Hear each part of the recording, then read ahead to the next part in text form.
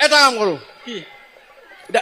এই পঢ়িব গেলে এটা ৰচনা এখন লাগে ৰচনা পুৰা মুখস্থ কৰিছো ছাৰ আচ্ছা এখন ৰচনা কচোন তই ৰচনা তই হেৰি কৰ গৰুৰ বিষয়ে ক গৰু ছাৰ ছাৰ গৰু এবিধ চাৰিঠেঙীয়া পোহনীয়া জন্তু হয় ইয়াৰ ছাৰ দুখন কাণ আছে হয় দুটা চকু আছে হয় এটা নাক আছে হয় নাকৰ বিন্ধা দুটা আছে হয় এডাল লেজ আছে লেজডালত ঠিক তলেদি এই হ'ব গম পাইছো